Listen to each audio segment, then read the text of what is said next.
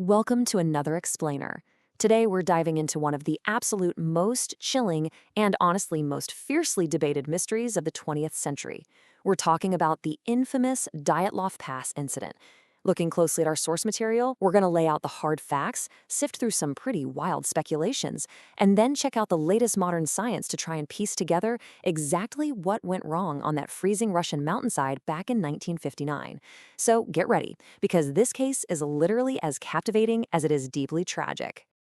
Just imagine the sheer terror you'd have to feel to do something like this. Ask yourself, what could possibly compel 9 highly experienced hikers to take a knife, literally slash their way out of their own tent from the inside, and run blindly into the pitch-black, freezing Russian winter? And get this, most of them didn't even grab their boots. They left their only lifeline to survival sitting right there in the snow. Whatever happened out there was so sudden and so intensely terrifying that every single basic survival instinct they had was just completely thrown out the window. Now, to really wrap our heads around how baffling this is, we kind of need to look at who was actually out there. These weren't a bunch of novices who just accidentally wandered into a snowstorm. Not at all. This expedition was led by a 23-year-old engineering student named Igor Dyatlov. His team was made up of 8 other students from the Ural Polytechnic Institute, all in their early 20s, plus one sports instructor in his late 30s. Every single one of them was a seasoned hiker. They knew the terrain inside and out, they understood the brutal weather, and they were 100% prepared for a grueling winter trek through the Ural Mountains. Okay, let's dive into this timeline. So the trek officially kicked off on January 23rd, 1959, and originally there were 10 hikers. But about 5 days into the trip, one of the students, Yuri Yudin, suffered a really severe sciatica flare-up and had to turn back early. And wow, that one medical issue absolutely saved his life. The remaining 9 pressed on, eventually pitching their tent for the very last time on February 1st. They had agreed to send a message back to their sports club about 3 weeks into the trip. Well, when February 20th rolled around and it was just radio silence, the alarm sounded and a massive search party was immediately deployed into the mountains. It actually took the search party several days just to retrace the group's route. And when they finally made it to the campsite, they were met with this incredibly eerie sight. The tent had completely collapsed under a thick layer of snow. It was just sitting there like a silent, frozen tomb on the side of the mountain. But, it wasn't just the collapsed tent that baffled the investigators. It was what they found, and specifically how they found it once they started digging through all that snow. So the scene inside the tent was this massive, chilling juxtaposition.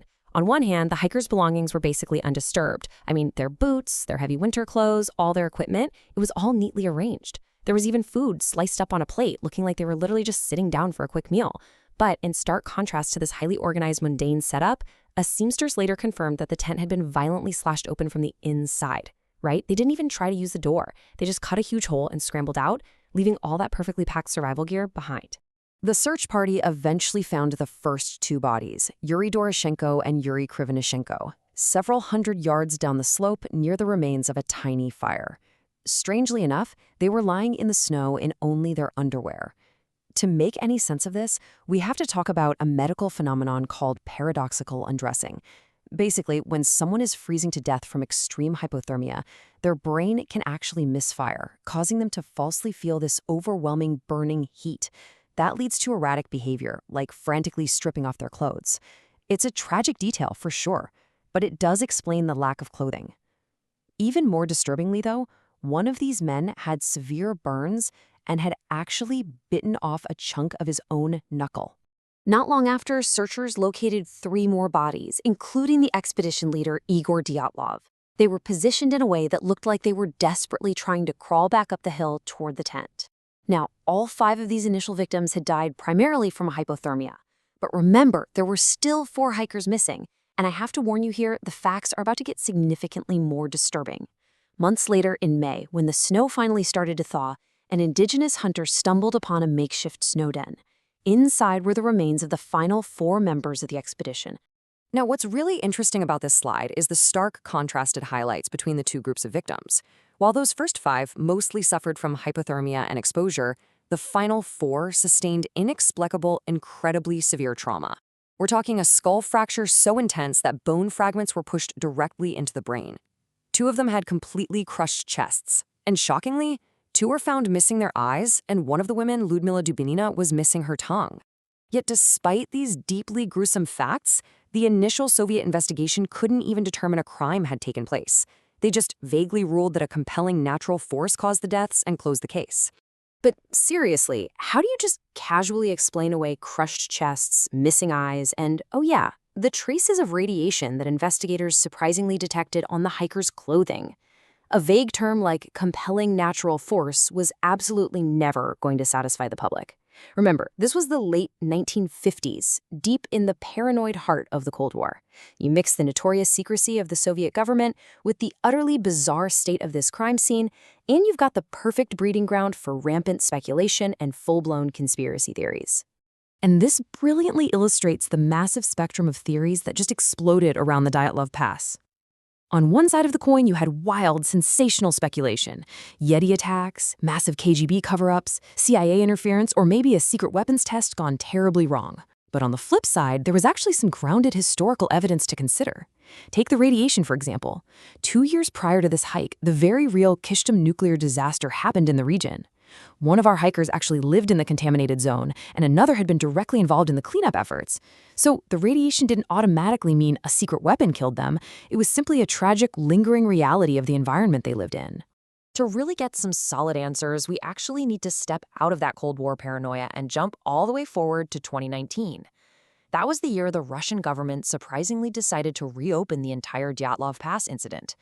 This new investigation was spearheaded by prosecutor Andrei Kuryakov. Armed with modern tools and a completely fresh perspective, Kuryakov bypassed all the Yetis and the spies and instead offered a highly grounded, scientific explanation for what actually happened on that terrifying night. Kuryakov proposed what's known as a sequential slab avalanche theory. It goes like this. First, a heavy, solid slab of snow silently slides out right over the tent in the pitch black. Hearing the terrifying crunch of snow and fearing a massive avalanche is about to bury them alive, the hikers panic, cut their way out, and just run. Without their boots, they flee to what they think is a safe distance, start a small fire, and frantically dig a snow den for shelter. But tragically, that incredibly heavy snow den collapses, crushing the chests and skulls of the hikers huddled inside it. And as for the missing eyes and tongue, well, Kuryakov noted that they were out there for months before being found, so local scavenging animals would naturally account for the missing soft tissues. Let's move to the data and see how this builds upon the scientific consensus. See, the biggest criticism of the avalanche theory for decades was that the slope they camped on simply wasn't steep enough to trigger a traditional avalanche. But in 2021, 2 Swiss researchers, Johann Gaume and Alexander M. Puzrin, took on this exact challenge. They published their work in the journal Communications, Earth and Environment, using advanced modern geomechanical mathematical models to completely reconstruct the weather and terrain conditions of that specific night. And their models mathematically proved that yes, a rare, highly specific slab avalanche on that exact incline was absolutely physically possible. I think Jim McElwain, a professor of geohazards at Durham University, hits the nail on the head here. He says, it's unlikely, but that doesn't stop it being the best explanation. I don't know what else it could be. And he's right. While modern avalanche models prove the mechanics are scientifically sound, the theory still relies on a remarkably specific, deeply unfortunate sequence of events happening all at once. Science definitely offers us our most grounded, logical answer here, and yet a lingering sense of ambiguity still hangs in the icy air of the Ural Mountains. Which brings us to our final thought for this explainer. Look at all the facts. Look at the brutal, unexplainable injuries, and look at the mathematical models. Does the slab avalanche theory fully satisfy you?